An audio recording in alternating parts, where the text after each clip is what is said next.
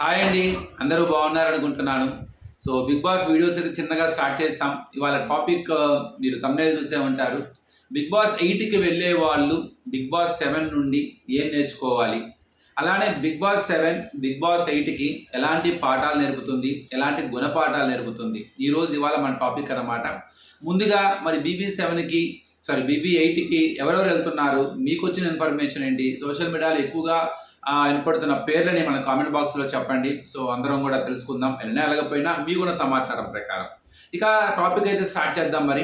మనకి big boss 7 అనగానే ముఖ్యంగా గుర్తుకొచ్చేది పల్లవి ప్రశాంత్, శివాజీ, యావర్, అమర్దీప్. సో వీళ్ళు మెయిన్ మనకి. ఇంకా చాలామంది బిగ్ బాస్ 7లో చాలా బాగా, అంటే తక్కువ రోజులు ఉన్న వాళ్ళు టాప్ 5లో లేకపోయినా చాలా ఎక్కువగానే ఇంపాక్ట్ క్రియేట్ చేశారని చెప్పాలి. శోభా శెట్టి, ముఖ్యంగా రతిక, అలానే అర్జున్ కానీ, ప్రియాంక కానీ, సో సరే ప్రియాంక జైన్ కానీ, వీళ్ళందరూ కూడా మ్యాక్సిమం గౌతమ్ కృష్ణ, భోలే, సో చాలామంది ఉన్నారు. కానీ ముఖ్యంగా ఎక్కువ తిరిగింది మాత్రం శివాజీ అండ్ పల్లవి ప్రశాంత్, అమర్దీప్. మరి బీబీ 8కి వెళ్ళే వాళ్ళు వీళ్ళను చూసి కావచ్చు, సీజన్ మొత్తం చూసి కావచ్చు, ఏం నేర్చుకోవాలి అన్నది మన టాపిక్ ఇవ్వాలి. పక్కాగా అయితే ముందు శివాజీ గారి గురించి మాట్లాడుకోవాలి. ఎందుకంటే తొందరగా చాలా ఎవరు స్టార్ట్ చేయకముందే ఆటను మొదలు పెడతాం కానీ, ఆడియన్స్ని అట్రాక్ట్ చేయడంలో కానీ, షో మొత్తాన్ని తన వైపు తిప్పుకోవడంలో సో ఫస్ట్ స్టెప్ తీసుకుంది మాత్రం శివాజీ గారే. అసలు క్లియర్గా ఆయనే విన్నరు అని, నల్లేరు మీద నడక ఆయన విజయం అని చెప్పేసి చాలామంది అనుకున్నాం కూడా. ఆయనకి తర్వాత కొన్ని రకాల ఆయనకి హెల్త్ బాగోవడం కావచ్చు, లేకపోతే దెబ్బ తగలటం కావచ్చు. కానీ కొంత ఆయన ఆటలో ఆయన కూడా తనలో ఉన్న ఒక ఫన్ని చిన్నగా దూరం చేసుకోవడం కానీ, ఎక్కువగా పల్లవి ప్రశాంత్, యావర్ మీద వాళ్ళ ఇద్దరిని ఎట్లా ఆయన ముందుకు తీసుకురావాలి అన్న ఒక తాపత్రయంలో చిన్నగా ఆయన కొంత తప్పుడడుగులు వేయడం కావచ్చు, లేకపోతే ఎక్కువగా అమర్దీప్ని టార్గెట్ చేయడం అనొచ్చు కానీ, కొంత ఆన్లైన్ కెమెరా ముందు కొన్ని మాటలు జారటం కానీ, ఇవన్నీ కొద్ది గట్టిగానే పట్టుకున్నారు ఆడియన్స్ చివర్లో. అలానే పల్లవి ప్రశాంత్ చాలా సందర్భాల్లో శివాజీ గారు చెప్తూ ఉంటారు, నాకు రైతులు లేకపోయినా పర్లేదు, నేను గెలవడానికి రాలేదు, నేను గెలిపించడానికి వచ్చాననే మాటలు కూడా కొద్దిగా ఎక్కువగానే ఇన్ఫ్లుయెన్స్ చేశాయి. లాస్ట్లో ఏమైపోయిందంటే, ఇంకా శివాజీ గారు అంటే పల్లవి ప్రశాంత్ గెలిస్తే శివాజీ గారు హ్యాపీ అవుతారు బాగా అనే ఒక ఇది రావడం జరిగింది. సో ఆయన కూడా లాస్ట్లో అదే కోరుకున్నారా లేదా తెలియదు కానీ, మొత్తంగా అనుకున్నది ఆయన వాళ్ళ శిష్యుల్ని గెలిపించాలని ఇది ఉంది. కానీ కొంత ఆయన తన ఇండివిజువల్ గేమ్నైతే కొంతవరకు కొంత రాంగ్ ట్రాక్లోకి, అంటే ఆయన ఆడటం కాకుండా వాళ్ళ మీద ఎక్కువ కాన్సన్ట్రేషన్ చేయటం, వాళ్ళని ఎట్లయినా ముందుకు తీసుకెళ్ళాలి, వాళ్ళని వీళ్ళు ఏమైనా చేసేస్తారేమో అన్న ఉద్దేశంతో అవతల వాళ్ళని ఎక్కువగా టార్గెట్ చేయడం వల్ల ఆయన నెగిటివ్గా ఇంపాక్ట్ అయితే అయ్యారు. సో ఇది ఒక గుడ్ లెసన్, వెళ్ళే వాళ్ళకి ఒక మంచి లెసన్ అనమాట. సో ఎలా ఉండాలి అంటే, గ్రూపిజం చేసినా, అంటే మనం సపోర్ట్గా ఉన్నా అది ఎంతవరకు ఉండాలి, అది బయటికి ఎలా ఇంపాక్ట్ అవుతుంది, మనం చేసే లోపల మనం హెల్ప్ చేస్తున్నాం కరెక్టే, సో అంతా కరెక్టే, కానీ బయటకు వెళ్ళేటప్పుడు అది ఎలా ప్రొవైడ్ అవుతుంది, మనకు తెలియకుండానే ఒకరిని రక్షించే ప్రయత్నంలోనో, ఒక సపోర్ట్ చేసే క్రమంలోనే మిగతా వాళ్ళు మనం తెలియకుండా టార్గెట్ చేస్తున్నామా, అది అవతల వ్యక్తికి సింపతిగా మారుతుందా? చివరిలో అదే జరిగింది. ఉదాహరణకి ఇప్పుడు అమర్దీప్ దగ్గరికి వద్దాం. అమర్దీప్ గురించి కూడా చాలా నేర్చుకోవాలి. అమర్దీప్కి చాలా క్యాపబిలిటీ ఉన్నది, చాలా నవ్వించగలడు, చాలా ఎనర్జెటికల్ క్యారెక్టర్ తంది, చాలా హుషారుగా ఉంటాడు.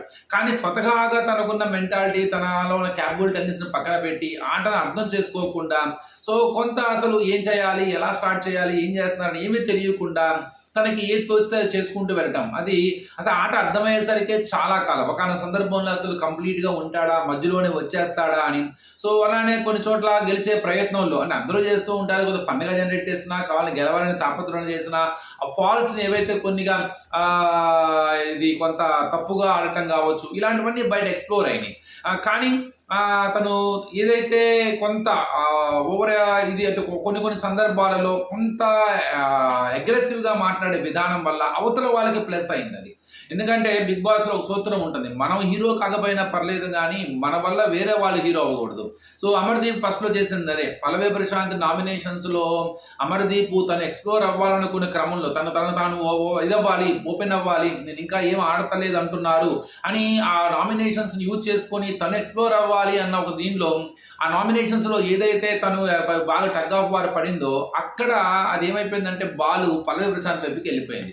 అది టర్నింగ్ పాయింట్ పల్లవి ప్రశాంత్ అని చెప్పాలి. ఎందుకంటే అక్కడ తన మ్యాక్సిమం కంప్లీట్గా ఆడియన్స్ ఎక్కువగా పల్లవి ప్రశాంత్కి కనెక్ట్ అయ్యారు.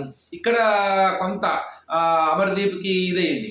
కానీ ఎప్పుడైతే అమర్దీప్ ఎక్కడ గెలుస్తాడో, అమర్దీప్‌కి బయట కొద్దిగా ఫాలోయింగ్ ఉంటుంది. అమర్దీప్‌ని గెలిచేస్తాడేమో అని చెప్పేసి రైట్ ఫ్రమ్ స్టార్టింగ్ నుంచి శివాజీ గారు కొద్దిగా అమర్దీప్‌ని వీళ్ళ శిష్యుల్ని ఎట్లయినా కాపాడుకోవాలి, ముందుకు తీసుకెళ్లాలని చెప్పేసి అమర్దీప్ మీద ఎక్కువ ఫోకస్ చేయడం అన్నది తర్వాత అమర్దీప్ మధ్యలో నుంచే వచ్చేస్తాడు అనుకున్న వాళ్ళు కాస్త అమర్దీప్‌కి ఆట తీసుకోవడం కావచ్చు, తనలో తను అర్థం చేసుకోవడం కావచ్చు, తన కామెడీని బయటకు తీసుకురావడం కావచ్చు, అట్లానే తనలో తనకు తెలియకుండా వచ్చే అగ్రెసివ్‌నెస్‌ని కాపాడుకోవడం కావచ్చు. అలానే వీళ్ళందరూ కూడా అమర్‌ని టార్గెట్ చేయడం వల్ల అది కొంత అమర్దీప్‌కి సింపతి రైజ్ అయింది. సో ఇక్కడ మన వల్ల అవతల వాడికి ఇమేజ్ పెరగటం, అది మనం చేసే మనమే తెప్పిస్తున్నాం అన్నమాట. సో చూడండి, సో ఇక్కడ చాలా క్లియర్ అన్నమాట. అంటే గెలుస్తాడు అనుకున్న శివాజీ గారేమో డౌన్ అయిపోవటం, మధ్యలోనే వచ్చేస్తాడేమో అమర్దీప్ అన్న వ్యక్తి రన్నర్గా వెళ్ళటం. అంటే ఈ రెండు కూడా ప్రతిచర్యల వల్ల జరిగింది. అంటే అవతల వాళ్ళ యాక్షన్స్ వల్ల మన ఇమేజ్ పెరగటం అన్నమాట. సో అది చివరిలో చాలా బాగా ప్లస్ అయింది. తను కూడా ఆట అర్థం చేసుకోవటం. సో తనకి ఒక లోన్లీ తనకి ఏమి అంటే తను కెమెరా కోసం కాదు, తనలా ఆడుతున్నాడు, తనకి ఏది అనిపిస్తే అది మాట్లాడుతున్నాడు, అందరితో అవతల వాళ్ళు ఎన్ని మాటలు అంటున్నా కూడా తను చాలా పాజిటివ్గా తీసుకుంటున్నాడు, తిరిగి అంటలేదు. సో కావాలని తను ప్రతి ఒక్కరు చిన్న చూపు చూస్తున్నారు, ఏముందిలే అని పక్కన అలాంటివన్నీ కూడా తనకి బాగా ప్లస్ అయినాయి. అవి చాలా ముందుకు తీసుకెళ్ళగలిగాయి అనమాట. సో వీళ్ళిద్దరి వల్ల మన ఇద్దరిలో వెళ్ళే వాళ్ళు చాలా నేర్చుకోవాలి. ముఖ్యంగా స్టామినా క్యాపబిలిటీని ఫస్ట్ నుంచే యూజ్ చేసుకోవాలి, ఆటను అర్థం చేసుకోవాలి, వాళ్ళలో ఏంటి అన్నది ముఖ్యంగా వాళ్ళు దేనిలో బలంగా ఉన్నారు, అది కామెడీనా లేకపోతే ఇంకేదన్నా, ప్రతి ఒక్కరిలో ఒక టాలెంట్ ఉంటుందన్నమాట. ఆ స్క్రీన్ స్పేస్ని తమ వైపు తిప్పుకోవడానికి ట్రై చేయాలి. సో స్వతహాగా తనలో ఉన్న దాన్ని వదిలేసేసి ఆటను ఏదో ఆడాలి, బయట అన్ని చూశాను, ఇన్ని షోలు చూశాను, ఇన్ని సీజన్లు చూశాను, ఇలా ఉంటుంది, ఇలా మాట్లాడితే ఇలా బయటికి వెళ్ళిద్ది, సో ఇలా చెయ్యాలి, ఇలా క్యాలిక్యులేటెడ్గా చేస్తే మాత్రం కన్ఫామ్గా అది కొద్దిగా దెబ్బతినేస్తుంది అనమాట. సో అలానే మన వల్ల అవతల వాళ్ళకి ఇమేజ్ పెరగకుండా చూసుకోవడం, మన వల్ల మనం చేసే చిన్న తప్పుల వల్ల అవతల వాళ్ళకి సింపతి రాకుండా చూసుకోవడం అనేది చాలా మోస్ట్ ఇంపార్టెంట్ థింగ్ బిగ్ బాస్లో.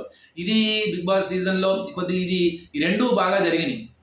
ఇక next Pallavi Prashanth right from అతనికి ఉన్న అడ్వాంటేజ్ ఏంటంటే ఒక రైతు బిడ్డగా వెళ్ళడం కానీ, బిగ్ బాస్ మీద అమితమైన క్రేజీ ఫీలింగ్ ఉన్న అతను ఎట్లయినా బిగ్ బాస్కి వెళ్ళాలని వెళ్తున్నాం, అది ఇతనికి ప్లస్గా పాజిటివ్గా ఎసెట్ అయ్యింది.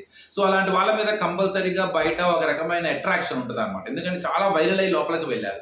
సో ఇక్కడ బీబీ టీమ్ కొద్దిగా జాగ్రత్తగానే చేయాలి.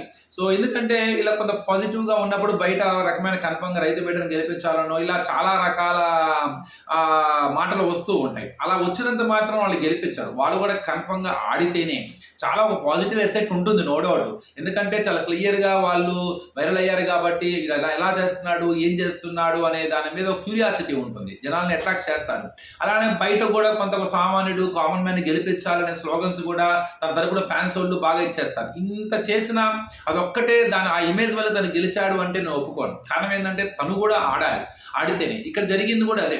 So Pallavi Prashanth right from starting నుండి గెలవడానికి వెళ్ళాడు, గెలిచి తీరడానికి వెళ్ళాడు, దానికి సాయశక్తులా ఇచ్చేసాడు, నో డౌట్. అందులో ఎంత కష్టపడ్డాడంటే ఫిజికల్గా కావచ్చు, మెంటల్లీ కావచ్చు, ఎక్కడా కూడా తనని తాను వదులుకోవాలి చెట్ట చివరి దాకా.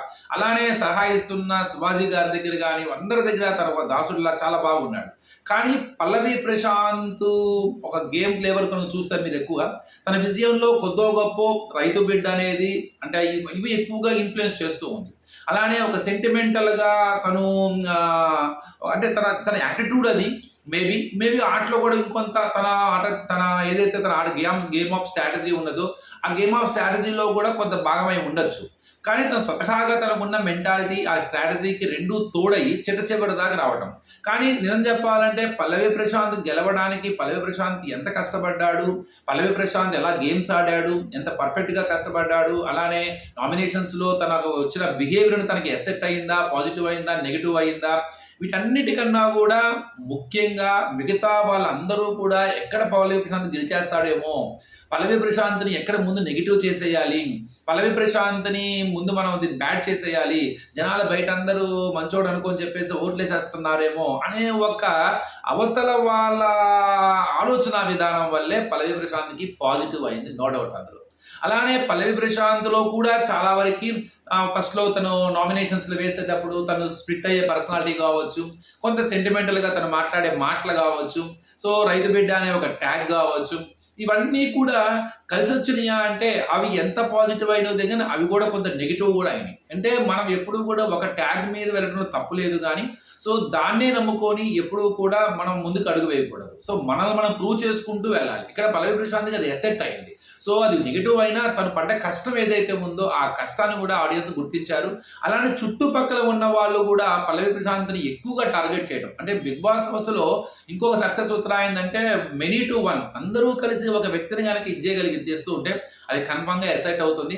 అలానే పల్లవి ప్రశాంత్ రోల్ ఏదైతే ఉందో తను ముందుకు రావడానికి ఇద్దరు మెయిన్ కారకులని చెప్పాలి. ముఖ్యంగా శివాజీ గారు. శివాజీ గారు గనక లేకపోతే పల్లవి ప్రశాంత్ ఆట ఇంకో విధంగా ఉండేది. ఎందుకంటే తనకి ఆల్రెడీ అన్ని సీజన్‌లో చూసి ఒక ఆలోచన ఉన్నది. తను ఒక ప్లాన్‌తో వచ్చాడు. కానీ అక్కడికి వెళ్ళిన తర్వాత కొంత జాగ్రత్త అవసరం. ఎలా మాట్లాడాలి? ఎక్కడ తగ్గాలి? ఇవన్నిటిని కూడా తనకి టీచ్ చేసింది మాత్రం నిజంగా శివాజీ గారు. No doubt. శివాజీ గారు ఒక అండర్ కంట్రోల్‌లో ఉండబట్టే తను చాలా సందర్భాల్లో చాలా కంట్రోల్డ్‌గా ఉండటం గానీ, ఎక్కడ జాగ్రత్తగా ఉండాలి, అవతల వాడు మనల్ని చేసేటప్పుడు అవతల వాడు మనల్ని ఇచ్చేస్తున్నప్పుడు మనం ఎంత ఇదిగా ఉండాలి, ఎక్కడ మాట్లాడాలి, ఎక్కడ వాయిస్ పెంచాలి, ఇలాంటివన్నీ కూడా శివాజీ గారు చాలా దగ్గరుండి చివరి దాకా వచ్చారు. It's a key role. ఆయన మాత్రం నో డౌట్ అందులో. అలానే ఇంకొకటి ఇండైరెక్ట్‌గా తనకి బాగా హెల్ప్ చేసింది ఎవరు? రతిక. సో రతిక పాత్ర కూడా చాలా ఎక్కువే ఉంటది. రతిక పాత్ర పల్లవి ప్రశాంత్ గారి మధ్య జరిగిన ఏదైతే ఇష్యూ ఉందో అది చాలా వరకి పల్లవి ప్రశాంత్‌కి పాజిటివ్ అయిందని చెప్పాలి. అక్కడ రతిక అది కొద్దిగా మనం పల్లవి ప్రశాంత్ క్యారెక్టర్‌లో మనం ఇక్కడ చూసుకుంటుంది ఎళ్ళే వాళ్ళకి చాలా రకాల లెసన్స్ వస్తాయన్నమాట. అంటే సో ఎలా కష్టపడాలో ఉంటది, అలానే ఎలా ఉండకూడదో ఉంటది, అలానే పక్కన అవతల కంట్రోల్ చేసే వ్యక్తి కావాలి మనకి. ఒక స్నేహితుడు కావాలి, ఒక గురువు కావాలి. అట్లానే గర్ల్స్ దగ్గర విషయం వచ్చేటప్పుడు ఎలా జాగ్రత్తగా ఉండాలి ఇవన్నీ. సో రతిక అతిపెద్ద చేసిన మిస్టేక్ ఆ నామినేషన్స్ రోజు వెంటనే ప్లేట్ ఫిరాయించడం గానీ, అలానే మళ్ళీ తిరిగి వచ్చిన తర్వాత వెంటనే ఆ గ్రూప్ బయటంతా బాగుంది కాబట్టి ఆ గ్రూప్‌లోకి వెళ్ళటం. ఆ గ్రూప్‌లోకి వెళ్ళిన తర్వాత మళ్ళీ వాళ్ళ మధ్య ఏదో తేడా వచ్చి మళ్ళీ రివర్స్ అయ్యి వాళ్ళ మీద రావటం. అంటే ఒక గేమ్ ప్లాన్. అంటే తను అనుకున్నట్టుగా జరగకపోవడం. సో బయట వాతావరణం చూసొచ్చిన తర్వాత లోపలికొచ్చిన తర్వాత ఆడియన్స్ ఇండివిడ్యువల్ గేమ్ ఆడాలి. ఆడియన్స్ ఏమనుకుంటారు, బయట తెలిసినా కూడా లోపలికెళ్ళిన తర్వాత న్యూట్రల్‌గా ఉంటూ తనను తాను ఇండివిడ్యువల్‌గా ఆడుతుందా లేదా అని గమనిస్తారు. అంతే తప్ప బయట వీళ్ళకి బాగుంది కాబట్టి వాళ్ళ వైపుకి వెళ్ళటం, మళ్ళీ సడెన్‌గా రివర్స్ అవ్వటము. సో అది కొంత గేమ్ చేంజ్ అంటే కొద్దిగా కన్‌ఫ్యూజన్‌లో రావటం. సో తను కూడా చాలా గొప్ప టాలెంట్ ఉన్న వ్యక్తి. తను డాన్సర్, అలానే క్యూట్ ఎక్స్‌ప్రెషన్స్ కావచ్చు, అలానే చాలా అంటే చాలా టాలెంట్ ఉన్నది. కానీ ఎంతసేపటికి అన్ని సీజన్‌లు చూసి ఇలా ఉంటే ఇలా జరిగిద్ది, ఇలా మాట్లాడాలి, మనం ఇక్కడ ఇలా చేయాలి, ఇలా అని క్యాలిక్యులేటెడ్‌గా చేస్తే నేచురాలిటీ పోతుంది. వాళ్ళని వాళ్ళు కోల్పోతారు. అసలు వాళ్ళలో ఉన్న స్ట్రెంత్ పోయి ఒక ఆర్టిఫిషియల్‌గా వస్తదనమాట. సో ఇయన్నీ కూడా మనకి మాక్సిమం వాళ్ళకి జరిగినియి. ఇక నెక్స్ట్ శోభా శెట్టి నాకు తెలిసినంత వరకు ఉన్నవాళ్ళు ద డేర్ అండ్ డెవిల్ అంతే అసలు. ఎదుటి వ్యక్తి ఎవరైనా సరే ఇచ్చి పడేయటమే. అలానే గేమ్‌లో 100% ఇస్తుంది. గేమ్‌లో లేకపోయినా, టాస్క్‌లో లేకపోయినా సరే, ఆ టాస్క్ ఆడే వాళ్ళని ఎంకరేజ్ చేయడంలో గానీ, లేకపోతే వాళ్ళని అరవడంలో గానీ, మొత్తం మీద స్క్రీన్‌ని, కెమెరాని తన వైపు తిప్పుకోవడంలో ఆ అమ్మాయి తర్వాతే. ఎట్లైనా గెలవాలి, కసిగా ముందుకు వెళ్ళాలి అనే దాని మీద దానికి మంచి క్యాలిక్యులేషన్స్ ఉన్నాయి. ఫ్రెండ్ అయినా ఎంత ఇదైనా సరే తనకి ఇబ్బంది అయితే మొహమాటం లేకుండా చెప్పే వ్యక్తి. ఫైర్ బ్రాండ్ అని చెప్పాలి. మరి అలాంటి అమ్మాయి టాప్ 5లోకి వెళ్ళకుండా ముందుకు రావటం అన్నది అది ఏంటి? దానికి రీజన్ ఏంటి? అంటే సింపుల్ టెక్నిక్. మరి శోభా శెట్టి మీద లాస్ట్ సీజన్‌లో చాలా నెగెటివ్‌గా వచ్చింది. ఏంటంటే ఓవర్‌గా కొద్దిగా ఎక్స్‌ప్రెస్ చేయటం. అంటే మనం ఎక్కడ ఎలా మాట్లాడాలి అన్నది చాలా మోస్ట్ ఇంపార్టెంట్ అనమాట. ఎక్కడ మనం బాధను వ్యక్తపరచాలి, ఎక్కడ మన కోపాన్ని వ్యక్తపరచాలి. సో ఓడిపోయినప్పుడు మనం తీసుకునే విధానం కూడా ఆడియన్స్ చూస్తూ ఉంటారు. సో ఓటమి, గెలుపు సర్వసాధారణం లైఫ్‌లో వస్తూ ఉంటాయి. అది కూడా గేమ్ షో అది. ఆ షోలానే చూడాలి. అక్కడ కొంత అవతల వ్యక్తిని మనం ఫైర్‌గా మాట్లాడేటప్పుడు మనం ఎలా మాట్లాడుతున్నాము, మనకంటూ కొంత హద్దులు పెట్టుకోవాలి. అంటే సో బాగా మాట్లాడటం మూలంగా ఒక డిబేట్‌లోకి వెళ్తాం నో డౌట్. దానివల్ల మనం కెమెరా మన చుట్టూ ఉంటుంది. మనకి మంచి ప్రోమో పడుతుంది. మన ముందు డిబేట్ జరిగింది. కానీ ఆ డిబేట్ నెగెటివ్‌గా వెళ్ళకూడదు. పాజిటివ్‌గా వెళ్ళాలి. అది దృష్టిలో పెట్టుకొని అడుగులు వేయాలి. సో అక్కడ అదే జరిగింది. సో శోభా శెట్టి తనకు వ్యక్తిగత స్వతహాగా ఉన్న కొంత కోపం అన్నది, అట్లానే ఆ కోపంలో కొంత సర్జికల్‌గా సో స్క్రీన్ స్పేస్ అనగాని కొంత స్ట్రాటజీ కూడా ఉండొచ్చు దానిలో. ఎందుకంటే సో కొంత ప్రతి ఒక్కరు కూడా కోరుకుంటారు. సో అంటే ఎపిసోడ్‌లో నేను పడాలి, నా గురించి మాట్లాడాలి, నేను ఆడియన్స్‌లోకి వెళ్ళాలని ప్రతి ఒక్కరికి కోరిక ఉంటది. సో దాన్ని ఇంప్లిమెంట్ చేసే క్రమంలో కొంత తడబడ్డారని చెప్పాలి. సో లేకపోతే తను టాప్ 5 కంటెస్టెంట్, చాలా కష్టపడే కంటెస్టెంట్. అలాంటి కంటెస్టెంట్‌ని టాప్ 5 దగ్గర ఆపడానికి గల కారణం ఏంటంటే స్వతహాగా తనలో ఉన్న ఓ చిన్న వ్యక్తిత్వం. సో అది కూడా వెళ్ళే వాళ్ళకి మంచి లెసన్ అవుతుంది. సో మనం ఎలా మాట్లాడాలి, ఎక్కడ మనం తగ్గాలి, ఎక్కడ మనం అనుకూలంగా ఉండాలి, ఎంత కోపంలో మాట్లాడినా సరే మనలో ఉన్న హావభావాలు కానీ, మన ఫేస్ ఎక్స్ప్రెషన్స్ కానీ ఎంత కంట్రోల్‌లో ఉండాలి అని. కొన్ని సందర్భాల్లో అసలు ఈ అమ్మాయి ఇలాంటి అమ్మాయి ఉండాలిరా అనిపిస్తది. ఇలా మాట్లాడాలిరా అనిపిస్తది కూడా. ఒక్కోసారి అయ్యో! ఏంది ఇలా కొద్దిగా ఓవర్‌గా మాట్లాడుతున్న ఫీలింగ్ వస్తది. ఇవన్నీ వాళ్ళకి కూడా లెసన్స్. వాళ్ళందరూ కూడా బయటకొచ్చిన తర్వాత ఇవన్నీ వాళ్ళు కూడా నేర్చుకొని ఉంటారు వాళ్ళ లైఫ్‌లో చాలా. నేను ప్రతి ఒక్కళ్ళు మిస్టర్ పర్ఫెక్ట్ ఏం కాదు. మనందరం మనుషులం. సర్వసాధారణమైన మనుషులు. ఎంత సెలబ్రిటీలైనా సరే వారికి హ్యూమన్స్ ఉంటాయి, ఎమోషన్స్ ఉంటాయి. గెలవాలని తాపత్రయం, లైఫ్‌లో ఉన్న కష్టాలు అవన్నీ ఎట్లైనా సక్సెస్ అవ్వాలి, దీనివల్ల మనకి మంచి జరగాలి, మన మీద మన ఆధారపడే కుటుంబాలున్నాయి. సో అన్న ఒక ఈ ఆలోచనలో, ఆ కన్‌ఫ్యూజన్‌లో, ఆ ఒత్తిడిలో అవి వచ్చే బయట ఎక్స్‌ప్రెషన్స్ అన్నమాట. సో ఇవన్నీ మరి కంట్రోల్ చేసుకొని ముందుకెళ్ళటమే కదా షో.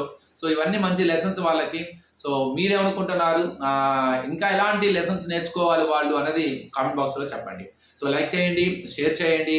సో సబ్స్క్రైబ్ అవ్వకపోతే మాత్రం సబ్స్క్రైబ్ చేయండి. Thank you.